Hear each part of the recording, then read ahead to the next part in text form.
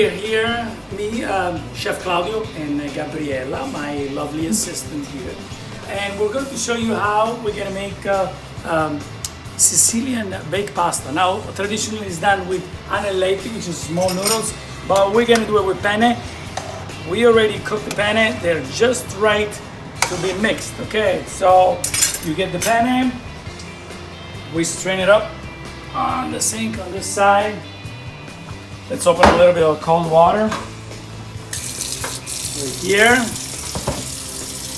And we strain up. You don't want any water on the pasta, just outside so it doesn't get your pipes hot.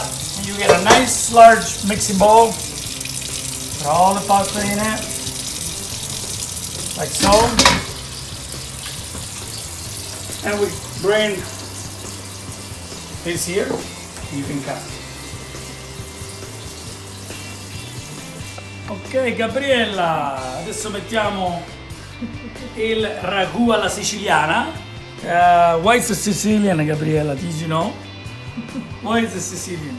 What's in it that most of the people don't put on meat sauce? Peas! There we go.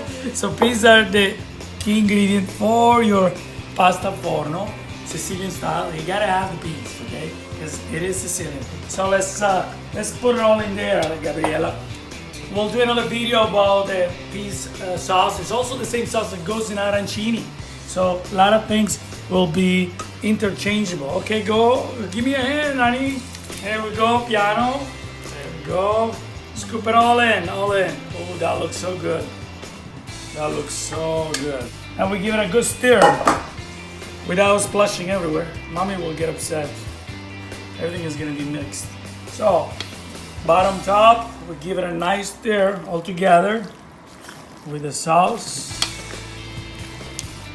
Now comes the key ingredient of the good pasta forno, which is, Gabriella, the bechamel. The bechamel, Gabriella. The bechamel. So you did that. I gotta do the bechamel. It's a little bit more messy, and you just put it right in. Do another video of bechamel. We use bechamel with a lot of items, you know. I always say that I'm kind of lazy, so when I make one item, I like to use it in multiple dishes, make it easier for myself. Look at that, yummy. Get that in. And now we stir it again. You want to mix it all and look at how good it looks. Doesn't it look awesome, Gabri? Oh, yummy. Yeah. Oh my God, I'm getting so hungry. How about you, Gabri? Love it, eh? Love it. Look at this, really good. And then the last thing we put in is our Parmigiano Reggiano. You gotta make sure that you grate it fresh. You know what? I don't trust anybody when they say, oh, this is great, the Parmigiano Reggiano. You know how you know that it's Parmigiano Reggiano, Gabri? When you grate it yourself, then you know what you're putting in there. Look at that. That looks so good. And you can put as much as you want. Everybody has their own liking. That looks good. Perfect. We stir it right in again. And then, Gabriella, how about if you give me those couple of trays that are down there? You lay it right on the floor there. Perfect. Now, once it's all mixed in, beautiful. Look at that. You want to put it right in a tray. If you're using a disposable tray, you want it to use a parchment paper liner, because aluminum is really bad for you, so you don't want to cook it into the aluminum.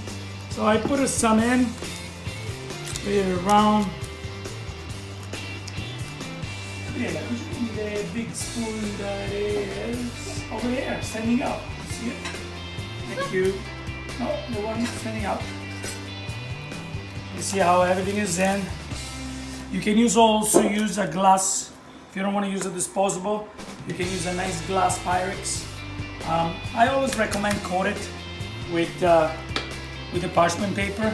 That way you don't have to scrub for hours. And now you top it up. God, I can't wait for it.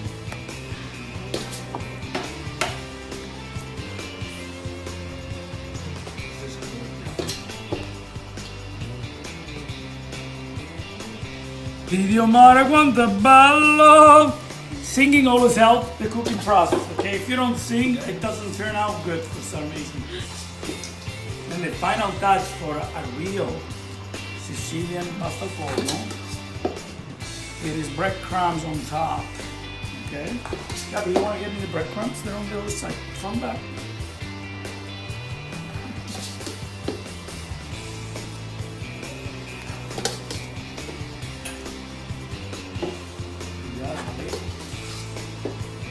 Go. When I put a light coating on it, you don't have to overdo it. Show you in a minute. I do one and Gabriela, you do the other one. Is that okay? Perfect. Okay, so we got it all set up there. Give a nice light coating, just like so. Okay? And that will give a nice crusty feel to the top. That's the best. Okay.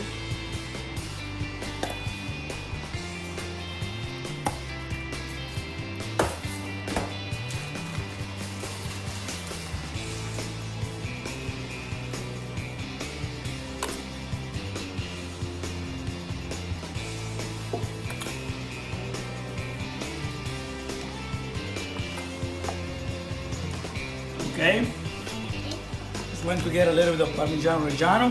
Then, last touch, a nice coat Parmigiano Reggiano on top. Gabriela, why don't you show them the skin of the Parmigiano Reggiano? That way they can tell when they get a good one.